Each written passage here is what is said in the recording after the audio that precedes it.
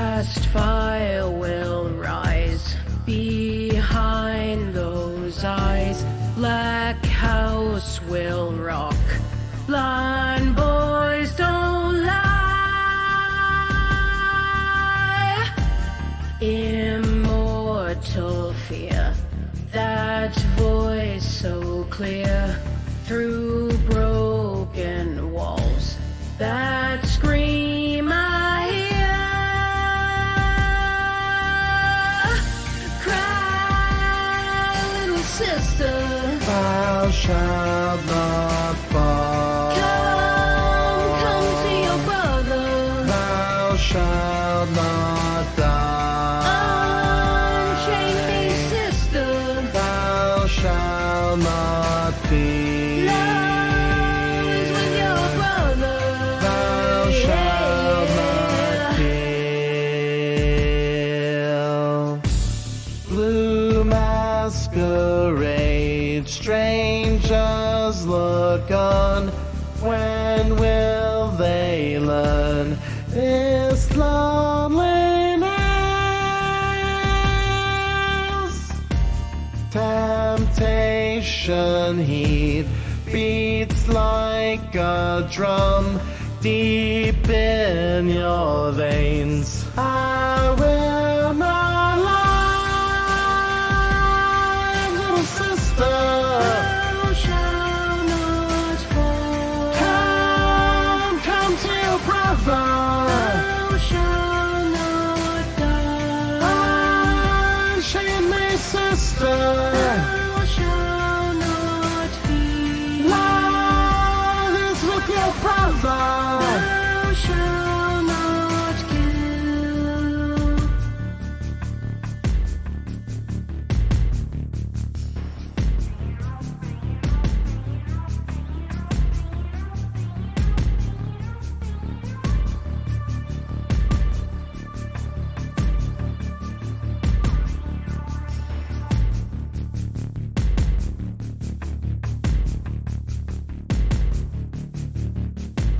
My Shangri-Las, I can't forget why you were mine. I need you now.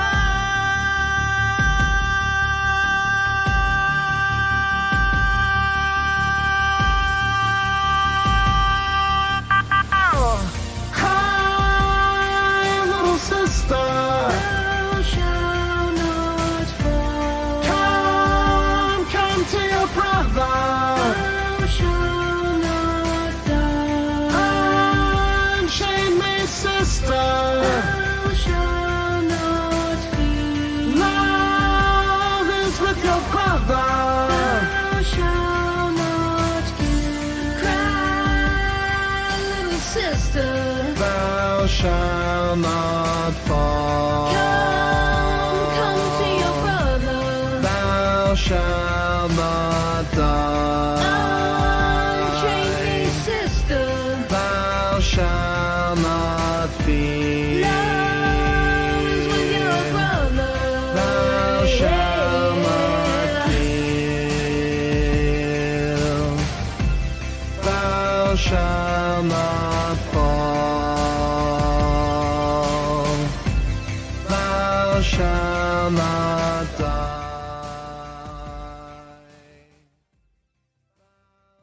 You are still hearing the music because I didn't fade it out yet. I was wanting to ease into it. Sir, hello there. Hi. Hello. Welcome to Office Hours. I'm Patrick from Martlet Games. I am your professor today. I am Professor Patrick. I keep forgetting that.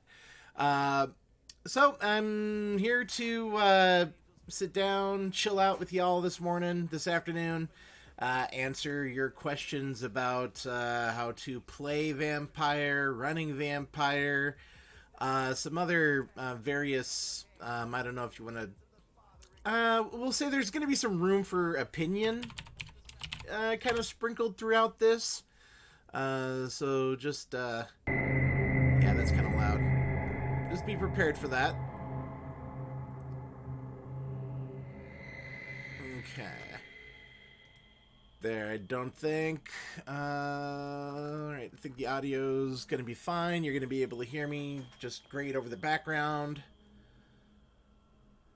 Yeah, there we go. Alright, so I'm gonna hop into my DMs on Discord. And we're gonna start digging in and getting to your Vampire the Masquerade stuff. Alright, so where are you?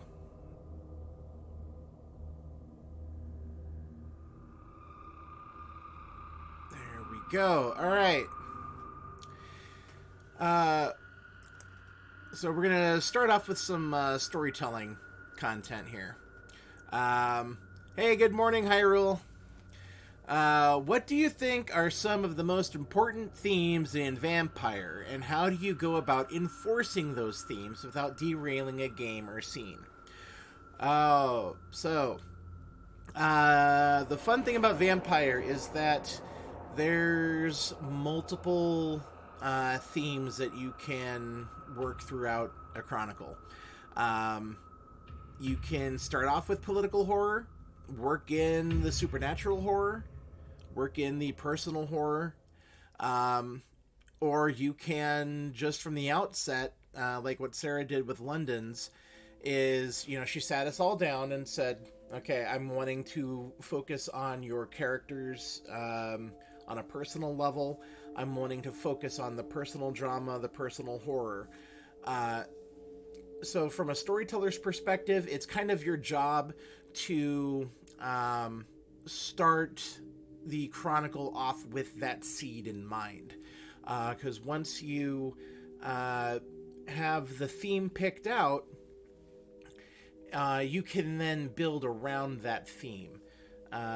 If you're going to be focusing on the political drama within the Camarilla, you know, it doesn't make a lot of sense to put any time and energy, you know, working out a subplot that might involve crossover with, like, werewolves or mages.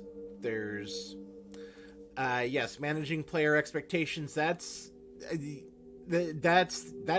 your job at the very beginning, when you are, before you even sit down and start making characters, is to set the tone from the beginning. Now, there's going to be times where there's going to be deviation. Some of that is going to be just natural player shenanigans. Some of that is going to be maybe even an intentional tone shift. Like if you've been, well, like in Vancouver Adjacent, when we have our really heavy moments and we have our group therapy sessions, you know, we all kind of naturally as players kind of take the, and working with Steve, of course, you know, we work the tone ourselves. And, you know, if as a storyteller, if you've got a good table that has good group chemistry, yes, our telenovela moments, exactly. You know, if the table has good group chemistry and you say, this is what we're going to be working with, you know, hopefully they can, you know, they can trust each other to stick to that tone. Now, if you've got a problem player at your table that is just not getting with the picture, it's best to just pull them aside separately. Don't you know, don't have a like a group, you know, like, hey, just to make sure, just because if there's a consistent problem player at the table, more than likely, if the other players haven't approached you about them, they're thinking about it. And you don't necessarily want to, we'll say, have that undercurrent going. So just take them aside separately after a session, or even before a session, or in between, and just, have a firm talk with them. Like, this is, you agreed, or we agreed, when we started this chronicle, that we were going to, focus on this, and I don't think you've got the Chronicle's best interests in mind with how things have been going.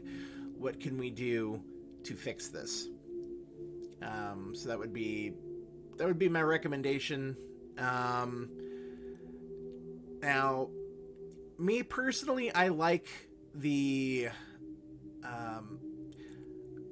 mix. I like my personal drama and my personal horror.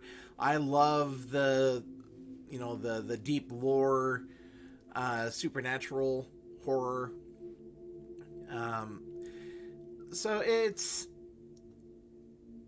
anything can be done in Vampire well, if everyone is working towards that common goal at the beginning.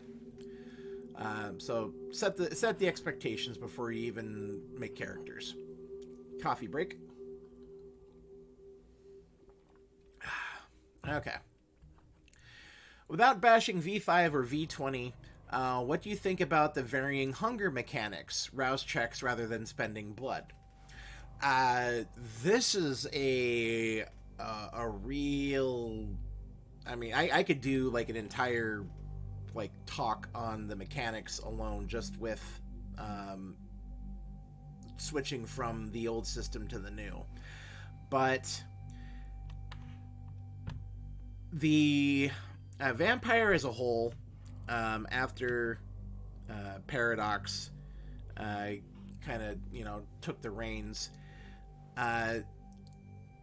they wanted to make sure that they were going to have a fresh start with Vampire. And one of the ways that they went about doing that was implementing the changes in the hunger system. And I'm sorry about my phone going off. I have it set up so if I get notifications on Discord and I miss it, I've got it there as well. And so having the implied risk and the built-in entropy of the new hunger system in V5 ties into the new shift to the personal that Paradox and the World of Darkness team kind of had in mind. And going back to the old blood point system, at the time it made sense. I honestly prefer the new system much better, just because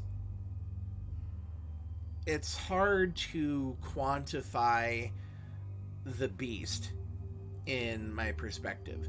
And knowing that you've got a hard, firm value on how much cool shit you can do before there's no gas left in the tank, I think it makes for a different tone of playstyle.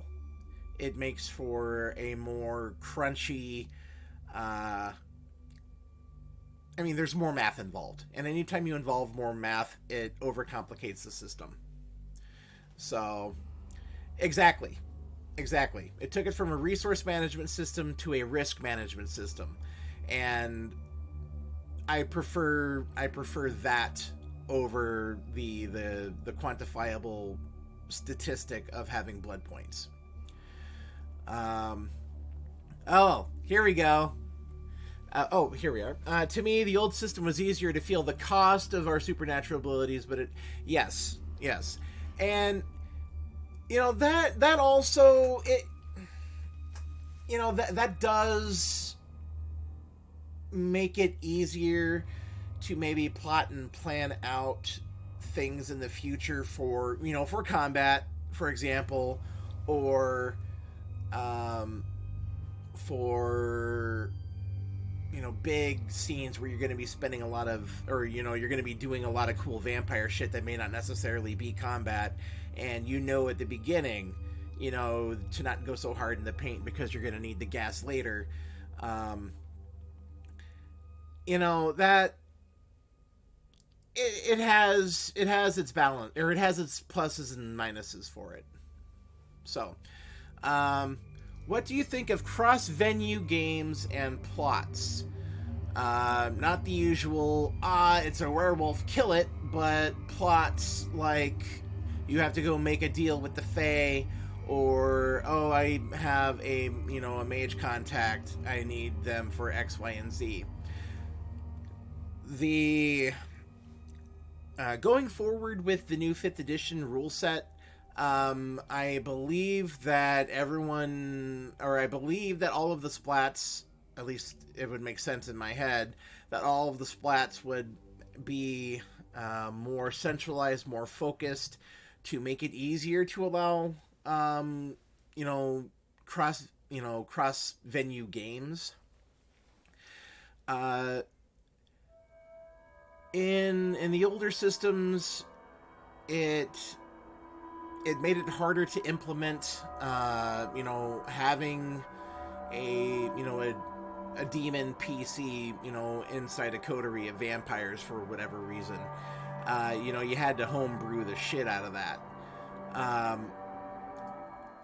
In the newer 5th edition rule set, going forward, I think that they're going to be taking that into account, to making it easier to maybe actually have a multi-species, table. The more work that can be done from the outset to make it easier for us to do it, to have a standardized playstyle for cross-venue tables, the better. Now, plots are fun because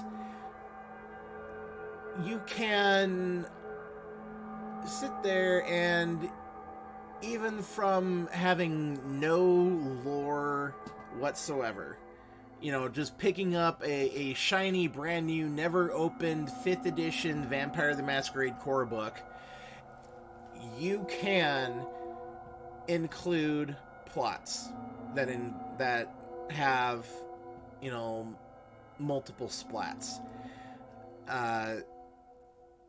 It's just a matter of how much you are willing to do in the back end to make that happen and make it easier to do. And maybe even from a new player perspective, that might be easier to do. To where you don't necessarily have a lot of the old baggage from the old editions in your head rolling around. But yeah, I'm all for having cross-venue games as long as the homebrew to make it happen is consistent. And yes, Paradox, if anyone from the World of Darkness team ever stumbles upon this, yes, a unified species mandate would be a plus. Thank you. What do you think is the most underrated or underutilized clan? Ravnos.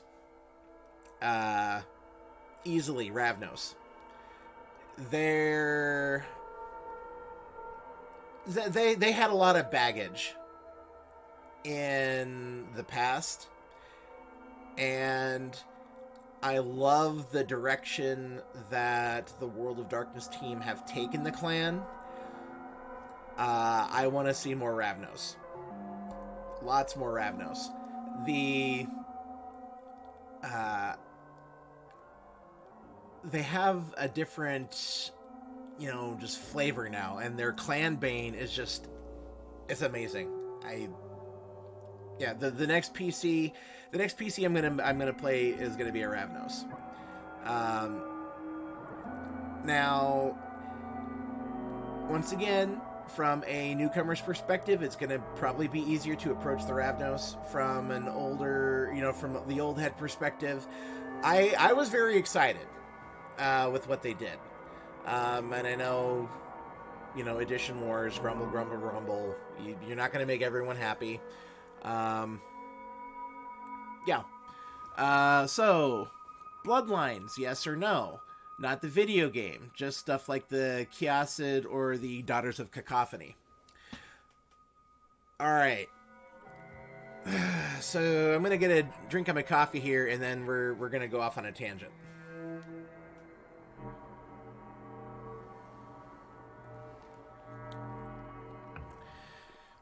Alright. Bloodlines in the older systems. Okay, actually, we'll double back to the Ravnos comment here. Alright. The main problem that I have with the Ravnos now is that they introduced something in which they need to have player storytellers go back to older editions to figure out exactly what the hell happened with them.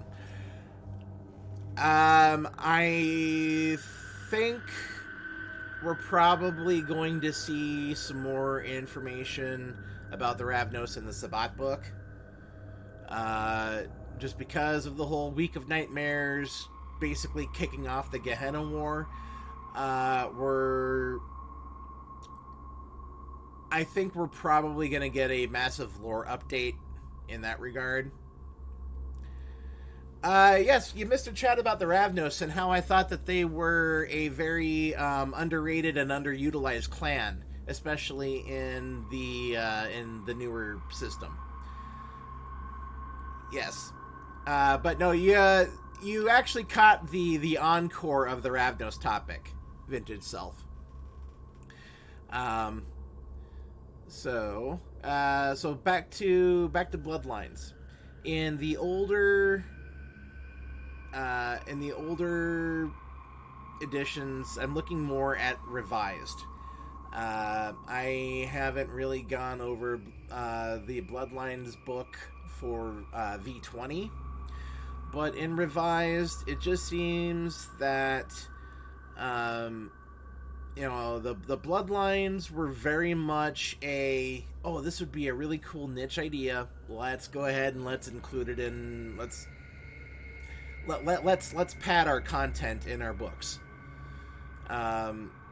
Because back with revised, it was they were White Wolf legitimately was looking for reasons to publish anything that they possibly could, and so I think we saw quite a few Bloodlines just get kind of like tossed out on a whim. There are others though that do make and that was another angle for it there. It was also hey, I've got a homebrew discipline, internally. Let's make a you are very correct on that front there, Vancouver by Night. Yes. That was we'll call that angle A1, and my approach angle A2. So there were definitely some Bloodlines that probably were unnecessary. And I know that there's, everyone's going to have their favorites. And there are some from a logical perspective, makes sense. I was going to talk about the Daughters of Cacophony. Like, yes, it makes sense that, a Toreador would figure out a way to, supernaturally enhance their singing. And so the Daughters of Cacophony make sense as a bloodline. And one thing that I would like to see happen in the future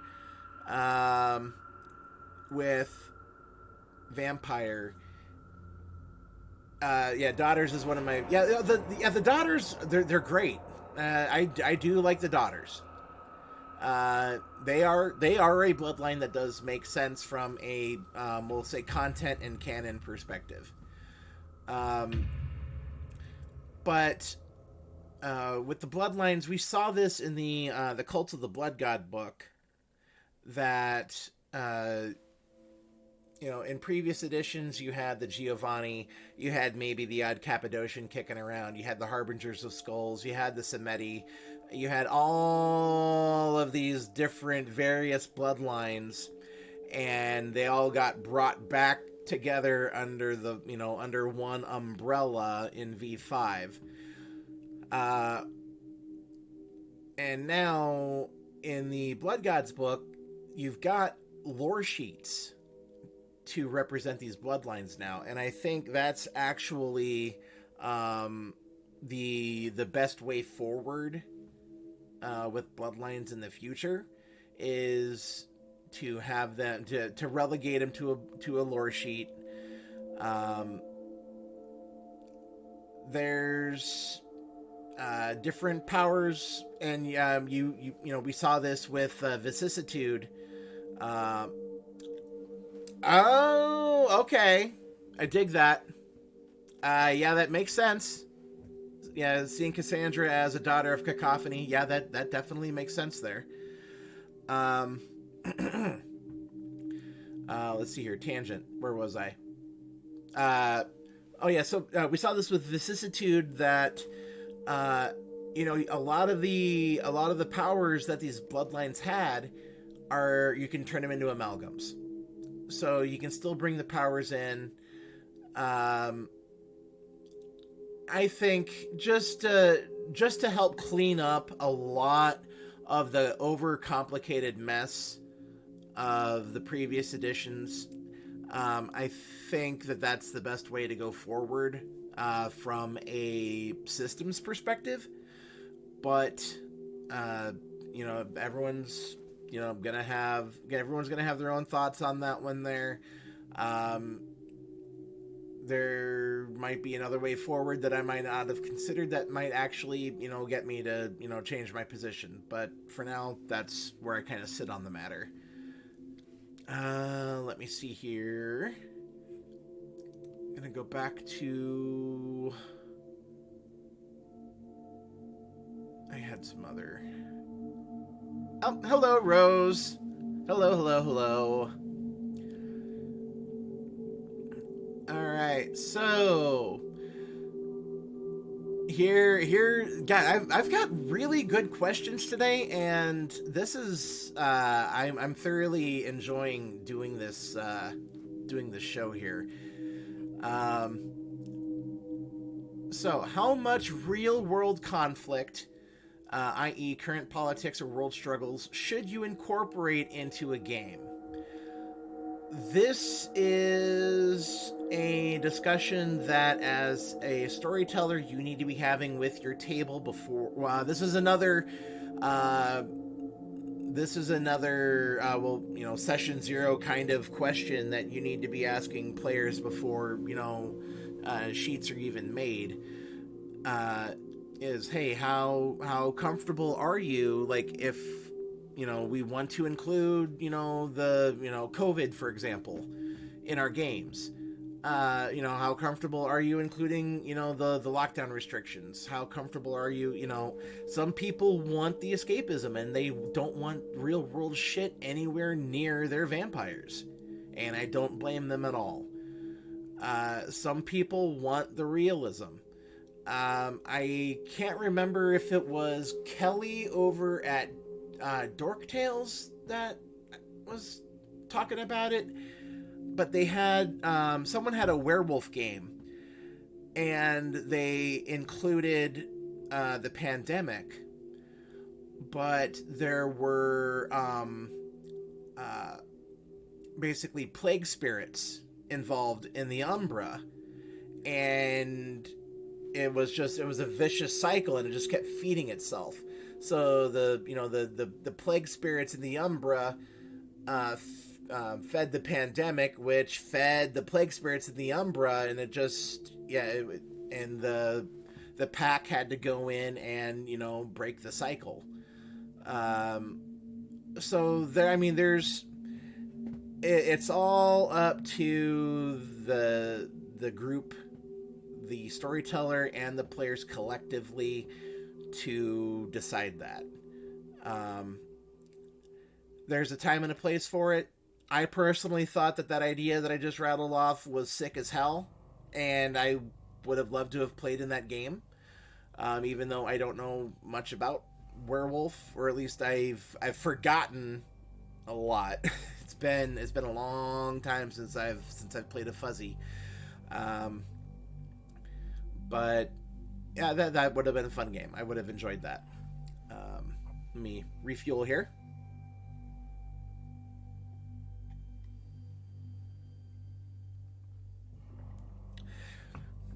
Let's see, and that's ooh, yes, Cliff, that is a very, very, very good point to bring up. You have to consider your potential audience. Now, from a private game perspective, obviously the audience doesn't take that into account. From a public consumption game streamed on Twitch or uploaded to YouTube, podcast, etc., you definitely I haven't seen COVID brought up much in a lot of in some of the other games that I've seen, or it might get mentioned, but for the most part, yeah, it's usually actually this could this is actually going to go off onto a consent tangent, actually, now that I'm thinking about it.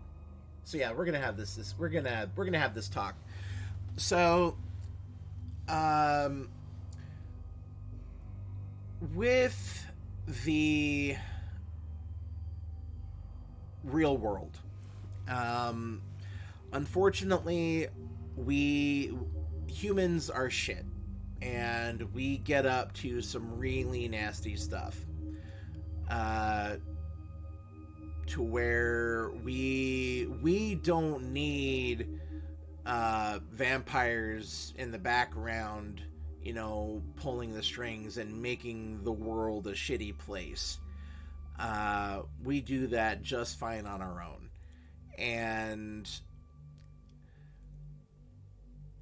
there's going to be people that do not want to explore that, and it's going to be very, very important that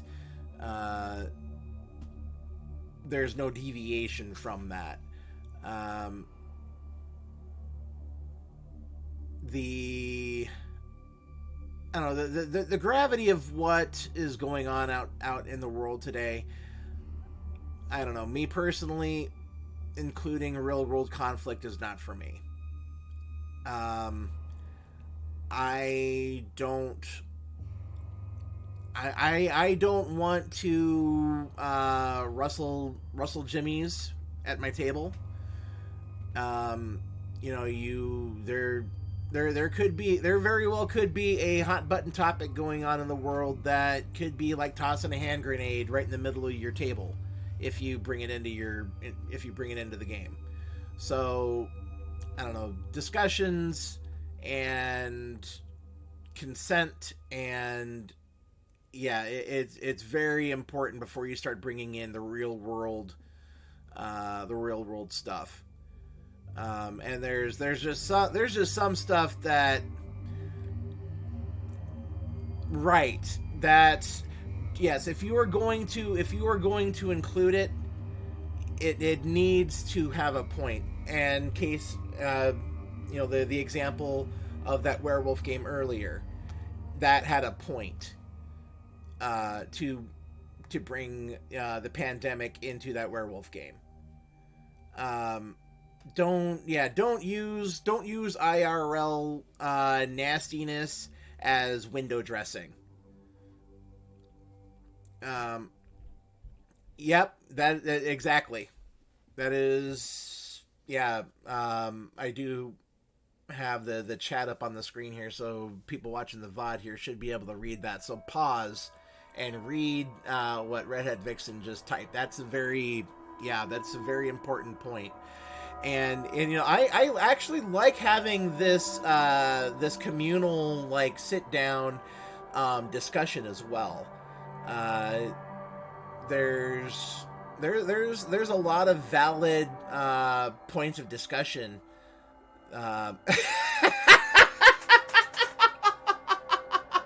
Oh, that's funny. That is not a suggestion. Leave my scene queen alone.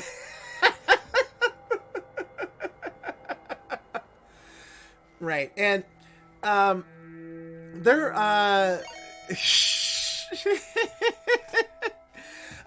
there actually was back in the Java chat days, the one of the chats that I was playing on, I think it was Immortal Vigilance, was set in New York, and there was one summer where it was like, you know, massive power outage. The entire city was dark, and so we included that in the chat. So, you know, there's certain real world things that you can bring in risk free, and there's certain things that you need to have a discussion about. Well, see, I think in Kelly's game, I think it was the pandemic drew in the plague spirits, is I think the angle that he took. Oh, I use this in my game. Oh, there you are. And I really don't. I'm really not sure. You know, I don't want to say it was Kelly. Right off the top of my head, I think it was, but it might have been another streamer. I don't know. I'm gonna retract that. I'm not entirely now that you got me second guessing myself. I don't necessarily know if it was Kelly or not. Maybe, I don't know, but I mean, in that regard, you know, it was the pandemic kicked off the plague spirits, and then that fed into it. And now you actually do have me thinking it was someone else.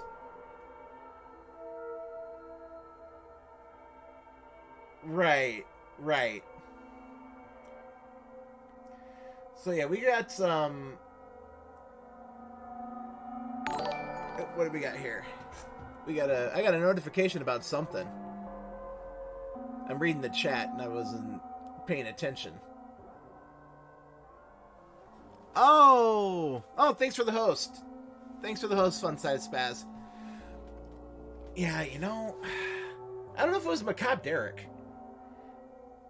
It was Kelly or Macabre Derek. It was one of those two gents. I don't know.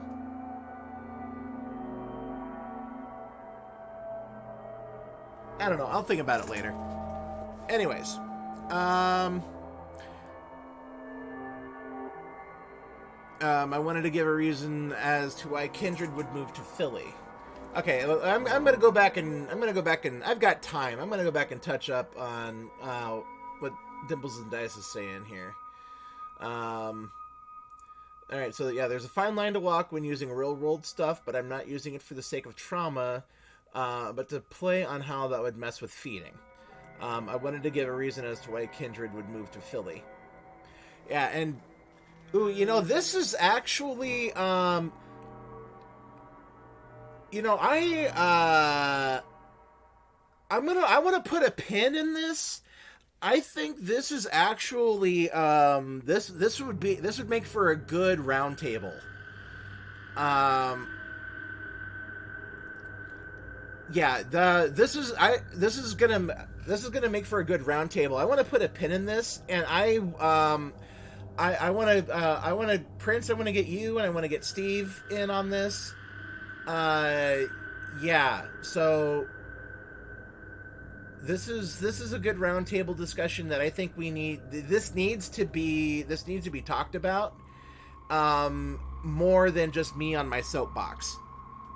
So I definitely want to give everyone the opportunity to weigh in on this here. That's yes. So I definitely want to have this talk, and we'll coordinate.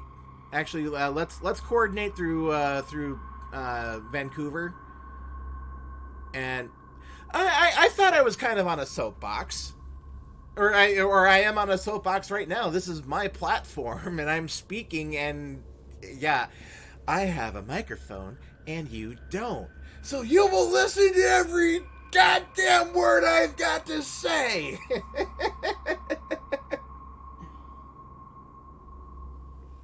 So, yeah. Anyways, another good one. Yeah, that's also. Whew, that's a good one. Yeah. Okay. Yeah. I'm. It's not the okay. Yeah. In general, I think that everyone is going back to the real world in person as a planet. We haven't had a chance to actually process the trauma. True. And it's not the traumatic real world event. It's what you do with it. Most games focus somewhat on personal trauma to the players. Real world trauma is just more accessible to the audience in Twitch games. Yeah. And the God, this is a friggin' rabbit hole, and I love it. I mean, you can even look at London's Bleeding with the yeah, Chechnya was a we're not going to talk about Chechnya. We're not going to talk about Chechnya. That was fucked up, and they should have known better. There. Okay, I've said my piece. I've said my piece on Chechnya. Okay. Anyways, how do you handle explicit scenes? Adult fun time. And when's a good time to fade to black? Okay,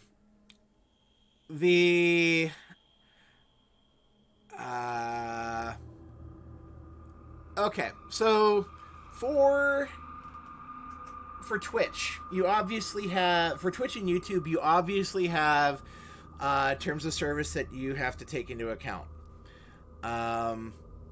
So start off with that as a basis. That being said, this goes back to consent. Everyone needs to discuss what they're comfortable with. From a I'm trying to figure out how to be diplomatic when I word this. Meaning I probably shouldn't say it at all. So we're not going to say it at all. I'm getting better. I'm getting better at that. But from a inter-table perspective, yeah, that's a discussion if there's going to be romance involved. We'll call it PvP romance. How's that? Yeah, and I am always a fan. That's also correct. That is also correct. And it's all about the discussion. And the fade to black is always very appropriate. There were, and going back to the chat days, there were definitely some times where that was just an excuse to cyber in character. I personally never participated in locked rooms. Thank you very much. I didn't cheapen my RP experience by, yeah. There's a time and a place, and that's just not for me. I'm role playing to role play. If I wanted to, yeah. Anyways, but the yeah, you always have to just have that talk. You always have to have that talk. Tasteful fade to blacks. There's, yeah. Just talk amongst yourselves. I can't figure out how many other ways I can word that, but coffee break.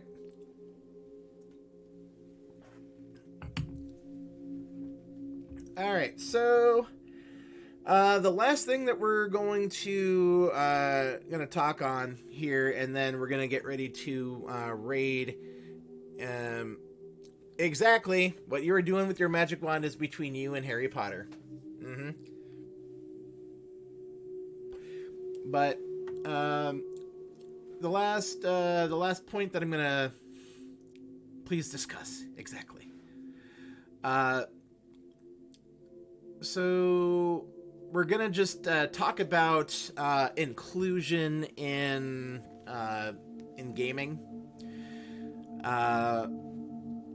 Now, inclusion to me,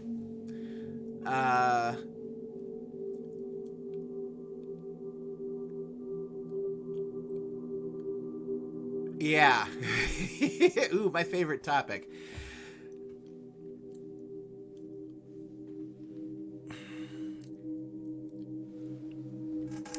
It's not the late 90s anymore. And there's some motherfuckers out there who need to put their edge away.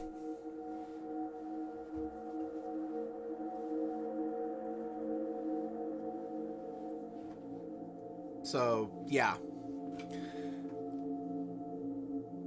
There are people of color. There's the LGBTQ community. There's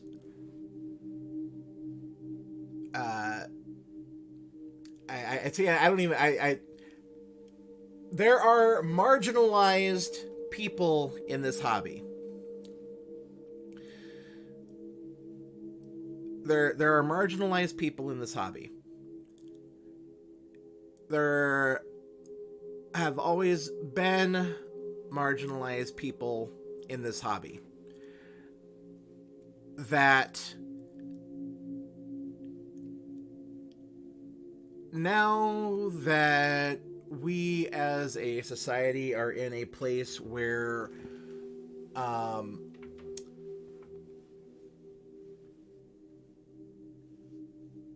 there are job titles dealing specifically with inclusivity that the people need to take as a sign that society has moved on. And everyone has the right to be represented in the media that they consume. Everyone has the right to have the option to play the game how they want to play it to make it more accessible to them. So anytime that I see an individual online complaining about the world of darkness isn't the world of darkness anymore. Oh, they only did this because of the SJWs. Get the fuck out of my hobby. And I cannot stress that any more emphatically.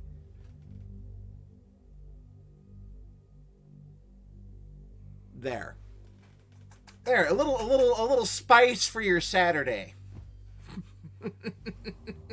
So that is what I think about inclusivity. That is what I think about inclusivity in gaming. And that is why I think it's important that we raid into Philly by Night. We help as a family to get eyes and ears on content creators who don't look like me. And we need any part of the hobby that can help get extra eyes and ears on content creators of color, or LGBT, on anything that can be done to get eyes and ears on marginalized content creators needs to be done. The hobby has been dominated by people who look like me for a very, very long time, and I recognize that I am speaking from a place of privilege, and I need to use my privilege to, things need to be done to make this hobby as accessible to everyone as possible, and that's not just the World of Darkness. So I don't know. That's I didn't expect to get all opinionated towards the end here, but I don't know. I felt like taking a few swings today. I'm feeling froggy. And when this goes on YouTube, if this was monetized, there's the video sure as shit wouldn't be right now. So woohoo. But I don't know. I've said what I've said, and I've did what I've did. So yeah, just much love to everybody, and I don't know. There's so much more that can be said. Someone puts actually, I have a friend who routinely puts chili peppers in his coffee. So no, and I definitely want to we need to have that round table about IRL IRL issues in gaming. This is why I like, no shit, chili peppers. No shit. No, dude has like a Yep, chili pepper and bourbon. That's what he does. Mm-hmm. Chili pepper and bourbon. Yep. So, I personally haven't done it. I like my coffee how I like my coffee. So, and chili is like, I love spicy stuff, but chili's in my coffee. Nah, that's not for me. But anyways, yeah, we're gonna go ahead and wrap this up. Let's see here. So today we've got Delves into Darkness coming up right after, where I had to edit the video, and so I watched a little bit of it. Not all of it, just a little bit of it. Oh, it's fun. Vancouver adjacent after that, at 5 p.m. Central, is our season 2 finale. There's we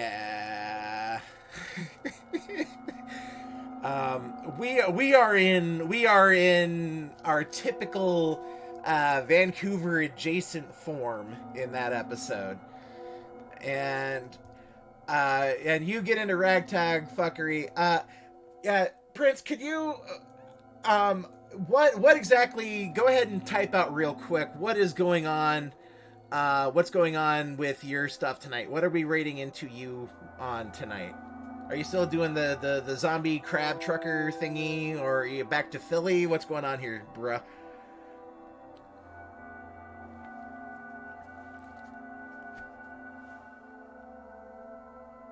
Crab trucking, excellent, great. So, and I don't know if we're rating, if y'all are going to be rating it anyone else after that. I know we're looking at the New Zealand people. And there's tons of stuff coming out. Tons of stuff.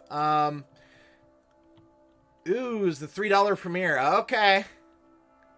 Gotcha. Hold on one second. So,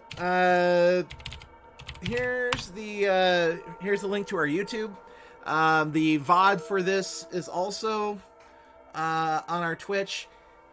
If you go back to Wednesday night, I took Rose and Steve. Okay, you just went live. We'll be raiding over to you, so we'll wrap it up. I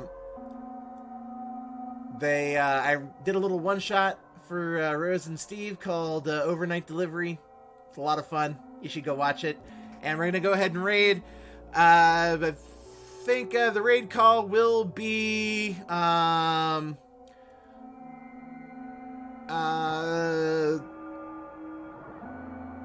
raid call will be so I like Cannonball Run. We'll stick with Cannonball Run. Yes. All right. So we're gonna go ahead and raid over and have a happy Saturday takeover, everyone. Spicy coffee. There. I like spicy coffee. I'm sorry, Rose. Spicy coffee wins. I will. You'll get a consolation prize in Discord. Spicy coffee. All right. And we're gonna raid Vancouver by night. Have a happy Saturday, everybody.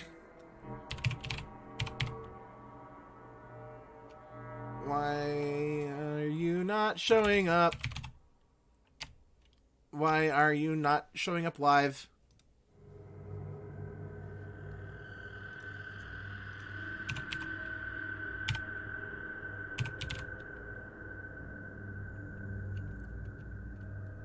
Why are you not live?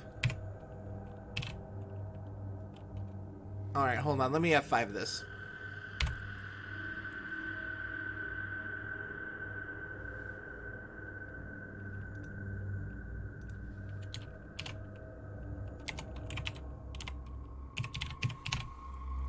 Yeah, you are not showing up live in my raid list, sir.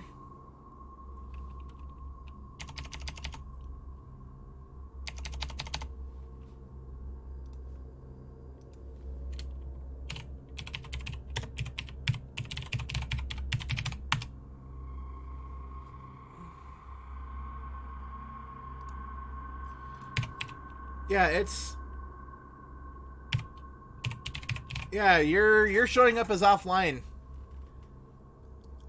I've got nothing here, sir.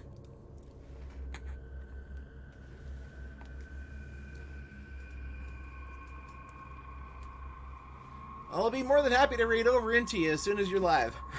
Or as soon as Twitch says that you're live, I should say.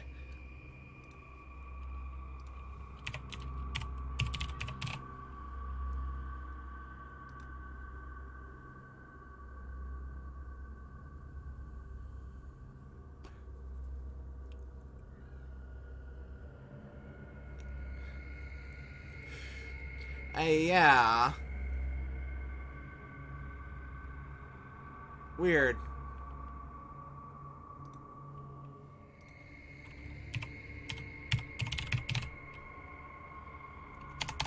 That is weird as shit that it's not letting me raid. Over to you. You've got raids enabled, don't you?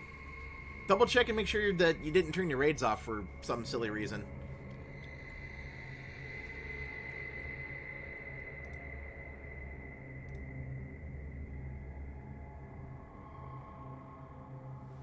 Let me F5 my browser again. Because I definitely want to raid into you. But if Twitch ain't gonna let me, yeah.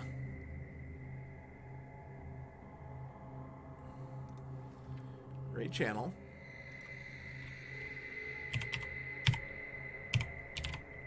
There you go. Now you're live.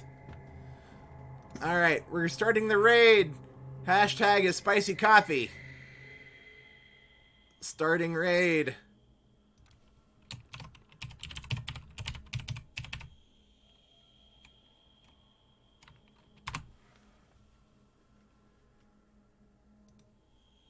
Have fun, everybody.